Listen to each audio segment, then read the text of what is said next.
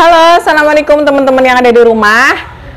Hari ini aku masih mau bacain komen dari kalian semua. Bismillahirrahmanirrahim.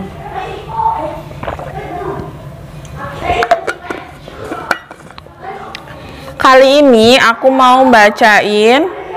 Aku berusaha untuk menjawab ya teman-teman.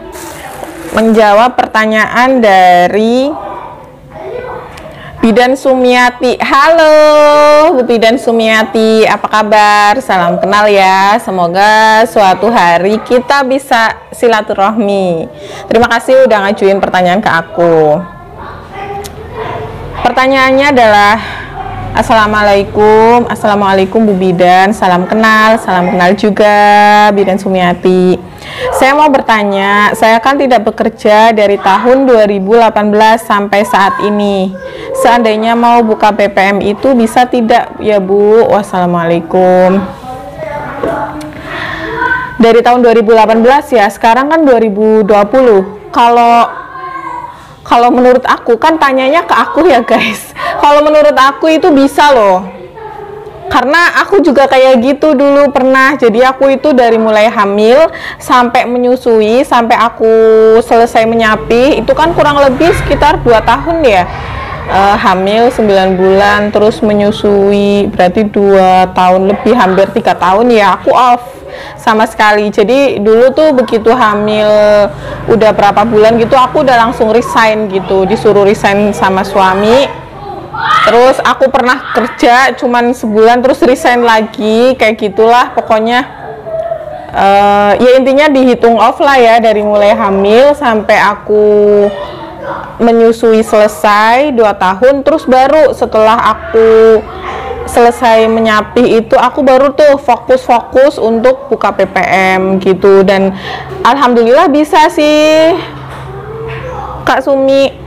Yang penting kita itu selama kita off, kita itu selalu ngikutin kayak seminar itu kan nggak setiap hari ya, dan itu pun kalau ada, dan itu pun nggak lama, maksudnya cuma 1-2 jam kayak gitu. Apalagi sekarang ada webinar yang kita bisa ikuti lewat HP aja, kita bisa ngikutin dari rumah. Menurut aku sih bisa. Yang penting Kak Sumi itu nyiapin tempat, nyiapin alat, terus nyiapin berkas-berkas yang harus dikumpulkan, kayak misalkan sertifikat, terus memang surat bukti bahwa kita sudah pernah kerja, kayak gitu. Itu kan bisa ya untuk menambah nilai plus juga ya. Semua yang IBI itu minta berkasnya kita lengkapin. Setelah itu kita tempat sama alat kita siapin gitu loh. Insya Allah bisa sih Kak. Terus untuk latihan pengetahuan kita itu bisa ngikutin webinar yang ada. Dan untuk skill, kalau bisa sih misal kakak di mana nih,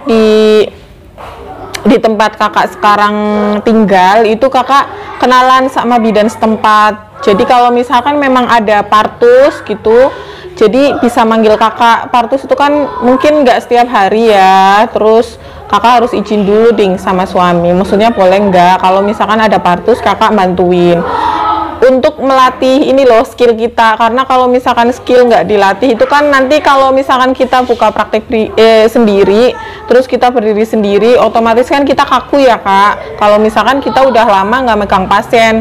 Tapi kalau misalkan kita megang pasien entah sebulan 1, entah sebulan 2, itu menurut aku skill kita tuh kayak terasah terus gitu. Itu saran dari aku sih Kak, karena aku pernah ngalamin kayak kakak gitu. Aku off bener-bener dari hamil sampai menyusui selesai, udah gitu aku baru ngerintis lagi dari awal lagi. Memang ibu tuh nanya, kamu pernah kerja di mana, berapa tahun, terus ada nggak sertifikat APN-nya, kayak gitu Kak. Terus setelah aku buka praktek, aku juga masih memperbaharui keterampilan aku, ilmu pengetahuan aku. Kayak aku masih ngikutin seminar aku rajin. Terus aku ngikutin APN lagi, memperbaharui APN sama pelatihan yang IBI saranin ke aku, ikut ini ya udah aku ikut aja kayak gitu loh Kak. Ya insya Allah bisa sih Kak. Yang penting kakak dari sekarang nyiapin alat tempat, terus bismillah aja. Apa yang IBI saranin, apa yang IBI arahkan, ikutin aja. Kalau perlu kakak salah satu anggota IBI, pengurus IBI untuk lebih jelasnya, sama kenalan sama bidan dekat rumah kakak biar kakak bisa bantuin kalau ada partus gitu. Sekian dulu dari aku ya kak, semoga video ini bermanfaat buat kakak, semoga sukses selalu, dan kalau misalkan memang buka praktek semoga tempat usahanya berkah selalu. Oke, sampai jumpa ya.